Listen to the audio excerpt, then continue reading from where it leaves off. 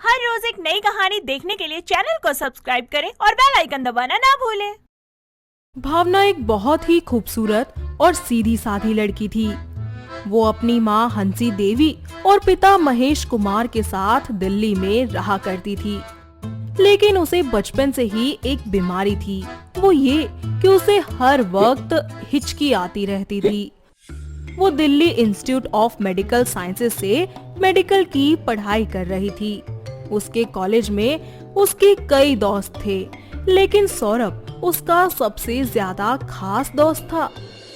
सौरभ उसे first year से ही पसंद करता था और लास्ट ईयर तक आते आते सौरभ ने अपने दिल की बात भावना को बता दी थी। तो वही भावना भी सौरभ को बहुत पसंद करती थी।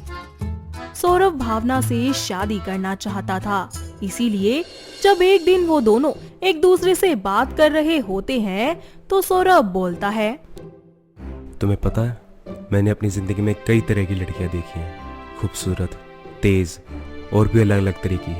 उनके साथ वक्त भी बिताया, लेकिन कभी वो चीज महसूस ही नहीं हुई ये जो मैं तुम्हारे साथ फील करता हूँ। सौरभ, तुम ही हो ना? मुझे भी किसी के साथ ऐसा फील नहीं हुआ जैसा तुम्हारे साथ करती हूँ। When I'm with you, I feel complete. अच्छा भावना, तुम फ्री हो? कब? अगले 80-90 साल। If you are free, then we can hang out. पक्का ना? हाँ, तुम्हारी कसम। I love you so much. I love you to the square of the infinity, my love. ऐसे ही कुछ दिन बीत जाते हैं। फिर सौरभ और उसकी फैमिली भावना के घर उसका हाथ मांगने जाते हैं। दोनों परिवार वाले आपस में बातचीत करके उनका रिश्ता पक्का कर देते हैं और कुछ ही दिनों बाद उन दोनों की शादी हो जाती है। भावना को उसकी सास कुछ खास पसंद नहीं करती थी, क्योंकि उसे भावना की हिचकियों से बहुत ही ज्यादा दिक्कत जो थी। वो आए दिन उसे ताने मारती रहती थी। ऐसे ही एक दिन भावना अपने एग्जाम्स की तैयारी कर रही होती है, तो वो जोर जोर से बोलकर पढ़ती है, जिसकी वजह से उसे बार बार हिचकियां आती हैं। इसी चीज से उसकी सास को बहुत ही ज्यादा गुस्सा आ जाता है और वो बोलती है, अरे अब बस नहीं कर। अरे तो कितनी हिचकियां मारेगी? हिचकियां मार मार के तो तूने मेरा दिमाग ही खराब कर दिया। माँ जी, मुझे माफ कर दीजिए, मैं जानबूझकर नहीं कर रही थी। अरे तू चाहे जैसा भी कर रही हो, पर तेरे चक्कर में तो मेरी हालत खराब होती जा रही है। सॉरी माँ जी, मैं कोशिश तो करती हूँ, लेकिन ये आ ही जाती है। ऐसे ही दिन गुजरते रहते हैं। भावना रोजाना अपनी सास के ताने सुनकर बहुत ही ज्यादा परेशान हो जाती है। इसीलिए एक दिन वो सौरभ से कहती है, यार, मेरी ना ये हिचकी वाली प्रॉब्लम अब मुझे बहुत तकलीफ दे रही है। क्यों? क्या हुआ? किसी ने कुछ कहा क्या तुमसे? मुझे लगता है कि मैं तुम्हारे लिए ठीक लड़की नहीं हूँ। ये तुम सोच भी कैसे सकती हो? तुमसे ज्यादा अच्छी लड़की मेरे लिए कोई और बनी भी नहीं है। मैं जानता हूँ कि माँ तुम्हें बहुत कुछ बोल देती है, उनकी तरफ से मैं तुमसे माफी मांगता हूँ और मैं तुमसे वादा करता हूँ कि आज के बाद वो तुमसे कुछ नहीं बोलेंगी। नहीं, मम्मी जी से कुछ मत कहना, तुम्हें मेरी कसम। ठीक है, नहीं कहूँगा, लेकिन तुम भी मुझे कभी छोड़कर जाने की बात नहीं कहोगी। सौरभ और भावना को बात करते हुए मीना सुन लेती है, जिससे मीना को बहुत गुस्सा आता है। उसे ये लगता है कि ये हिचकोली यानी कि भावना उसके बेटे को उसी के खिलाफ भड़का रही है, तो वो उसे सबक सिखाने के बारे में सोचती है और एक प्लान बनाती है। ऐसे में वो रसोई के स्विचेस में गड़बड़ कर देती है, ताकि अगर कोई उनमें प्लग लगाए तो उसे करंट लग जाए।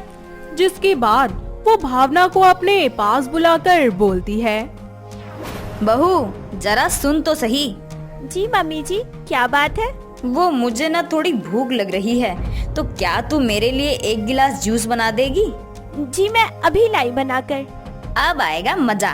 मेरी चुगली कर रही थी नास पीटी। भावना जूस बनाने के लिए रसोई में जाती है, तो वो जैसे ही जूसर का प्लग उस स्विच में लगाती है और बटन ऑन करती है, तो उसे बहुत ही जोर से करंट लग जाता है। वो चिल्लाते हुए वहीं पर ही बेहोश होकर गिर जाती है। इतने में मीना वहां आती है और देखती है कि भावना बेहोश होकर गिर चुकी है। तो उसे ये लगता है कि कहीं भावना को कुछ हो तो नहीं गया, जिससे वो बहुत ही ज्यादा डर जाती है। फिर वो महेंद्र और सौरभ को बुलाकर उसे हॉस्पिटल ले जाती है, जहां डॉक्टर उसका चेकअप करके बोलते हैं, मिस्टर सौरभ, आपकी वाइफ बिल्कुल ठीक है, चिंता की कोई बात नहीं है। आपका बहुत बहुत शुक्रिया डॉक्टर साहब। अब आप अपनी वाइफ से मिल सकते हैं। अब तुम कैसा महसूस कर रही हो? मैं ठीक हूँ, तुम चिंता मत करो। वैसे तुम्हें करंट कैसे लगा था? अरे वो तो मैंने प्लग ठीक से नहीं लगाया था, इसीलिए मुझे करंट लग गया। तुम भी ना ध्यान से काम करना चाहिए था ना। अगर तुम्हें कुछ हो जाता तो मैं क्या करता? सॉरी, अब से नहीं होगा, पक्का। भावना, क्या हुआ? तुम हिचकी नहीं मार रही हो अब? अरे हाँ, मेरी हिचकी चली गई। शायद करंट लगने की वजह से मेरे साथ ऐसा हुआ। हाँ, हो सकता है शायद। चलो अच्छा ही है, अम्मा तुम्हें वैसे भी कोई ताना नहीं मारेगी। हाँ, तुम सही कह रहे हो।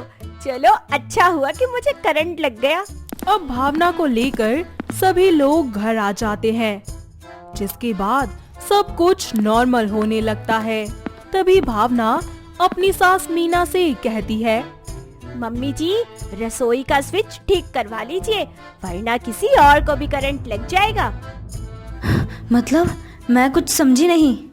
मतलब ये मम्मी जी कि मुझे पता है कि आपने ही वो स्विच खराब किया था ना, ताकि मुझे करंट लग जाए और मैं मर जाऊं। मुझे माफ कर दे बहू, मैं तुझे मारना नहीं चाहती थी।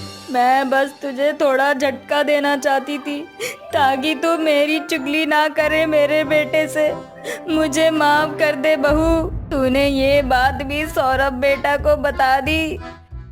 नहीं मम्मी जी, मैंने उन्हें कुछ नहीं बताया और ना बताऊंगी, क्योंकि मैं नहीं चाहती कि वो कभी भी आपको गलत समझे। तू कितनी अच्छी है बेटा, मैं तेरी अच्छाई को देख नहीं पाई।